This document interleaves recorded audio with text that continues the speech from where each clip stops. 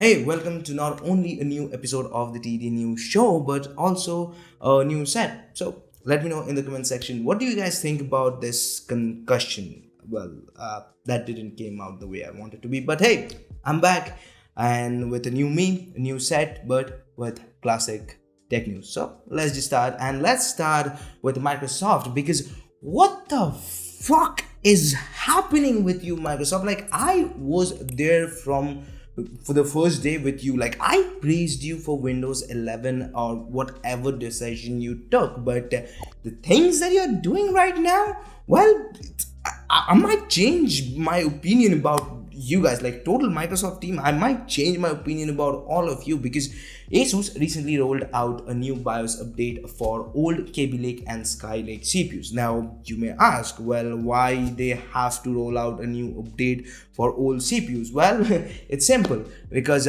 recently Microsoft said that they are not going to support those older gen CPUs because of security and reliability. And as those two words mean something in the tech community, like security is a real thing, they are saying that, like, that's honestly a joke right now. But hey, we believe you. But there was a massive outrage. People are saying, how could you do that?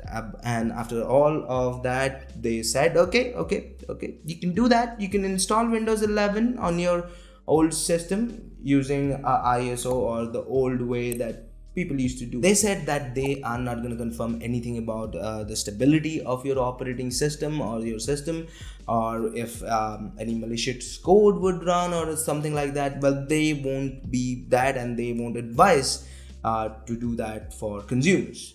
And that was okay. People are okay with it. Like, yeah, I'm okay with it if I have to install Windows 11 on my system, but my system is fortunately compatible with Windows 11, and that was all okay. But after that, Microsoft came out and said, oh, one more thing, we are also not gonna give you any future update, security update. Like, we should have a round of applause for Microsoft because, you know, they care so much about our security, right? And also, it's coming early at October 5th, and let me know in the comment section what you guys think about this. But hey, let's talk about some good news, right?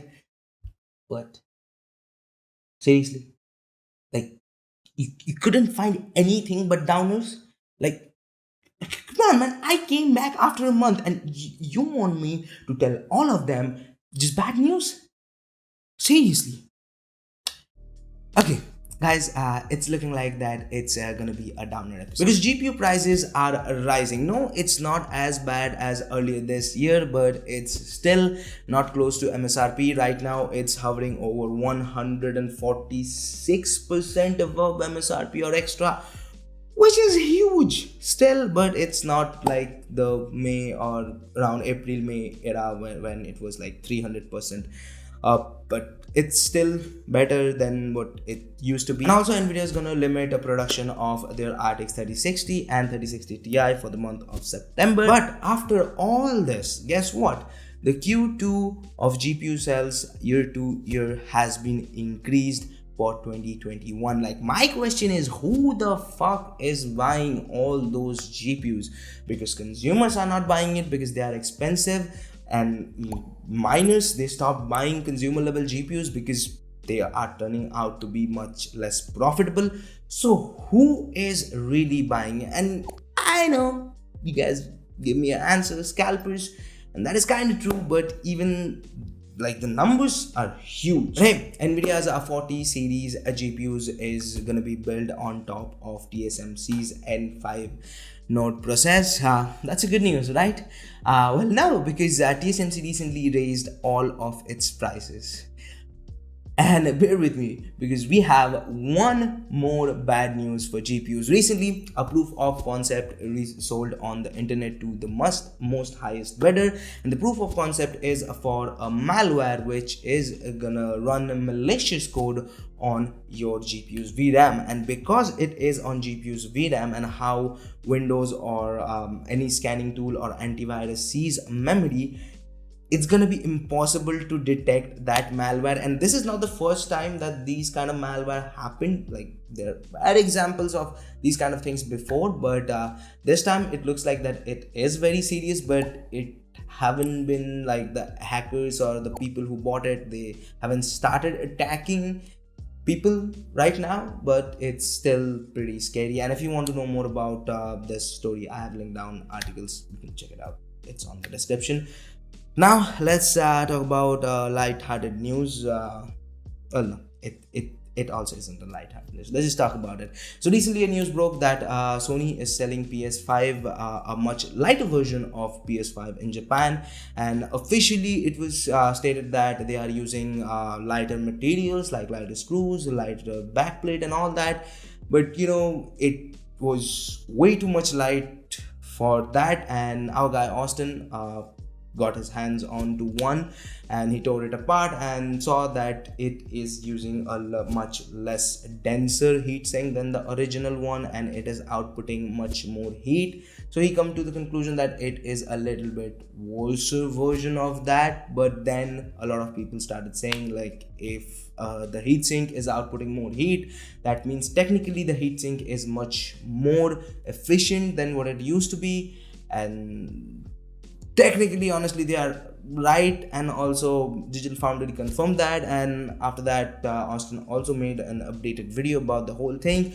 But in that video, Austin said that he saw that it didn't have any extra heating pipes or a different design. It was a lesser heatsink, like it was a lesser dense heatsink. So he came to the conclusion that it's not as good as the original one.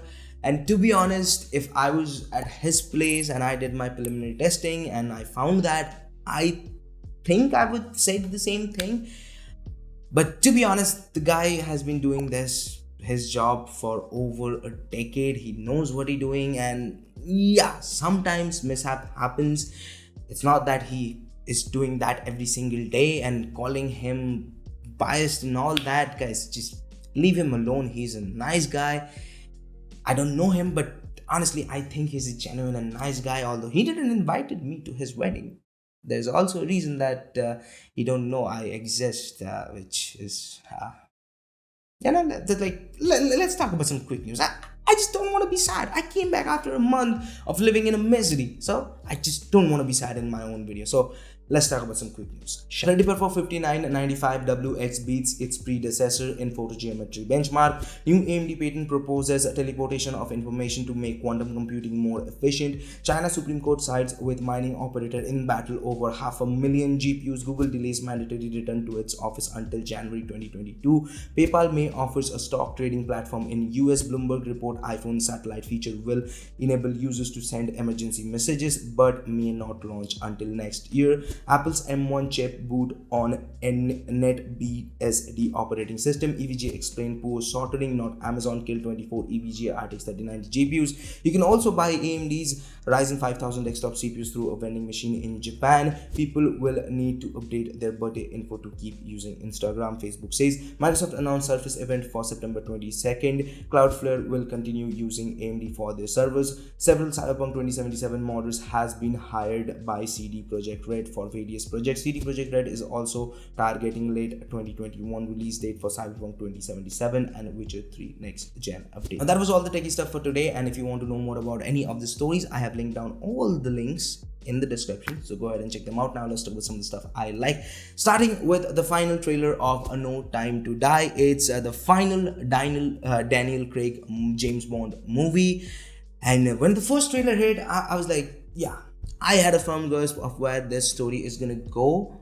But after this, I'm like, I really don't have a clue what's their plan with this story, because they are doing like making callbacks of old stuff, showing old footages, and it looks like old movie, which is not bad. Like the whole aesthetic of it, the trailer, it was giving me the whole 80s 70s film look vibe, which is suffish awesome. Like I just love that old vintagey, creamy, grainy look.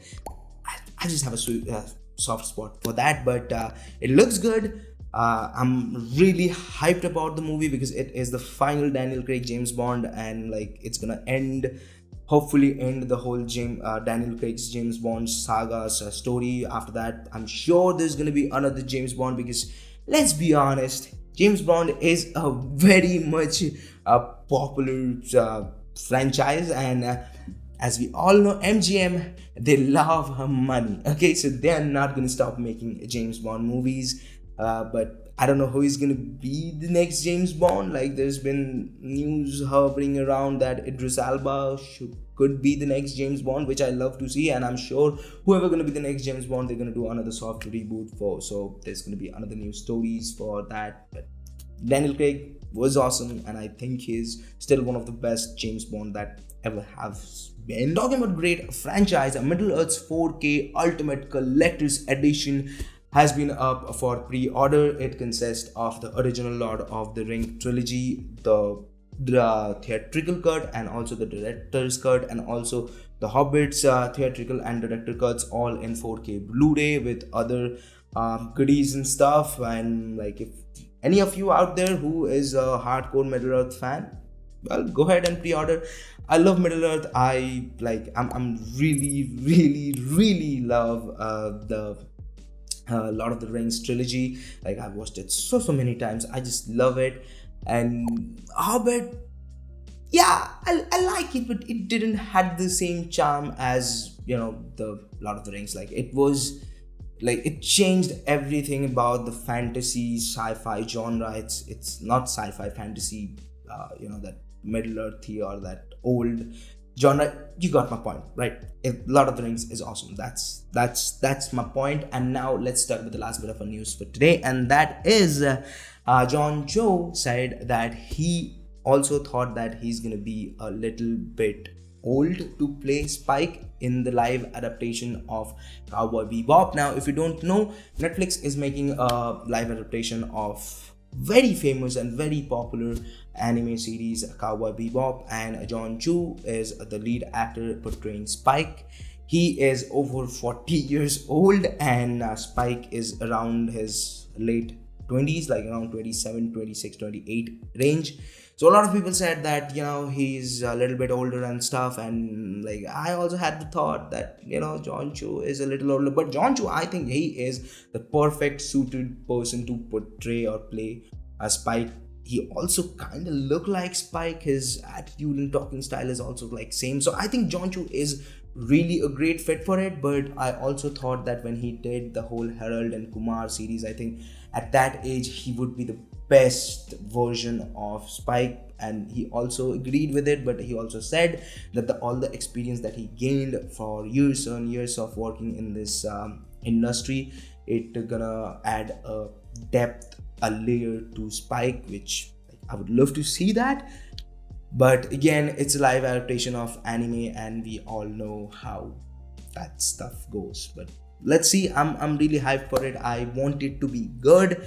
But you know what is not good? Well, this episode, because let's be honest, I haven't made videos for months and I'm a bit rusty, so hopefully this episode was good. I tried my best to make it good, but if it isn't, so sorry for that. If you liked it, hit the like button. If you didn't, leave it a dislike. That works for me. But hey, it would hurt me. You would hurt me pretty bad. But again, it's your life. Do whatever you want. And if you want to watch more videos from us, check out this video right here. And if you want to subscribe, well, go ahead and do this by here. And this is Akash, and I'll see you guys in the next one. Peace.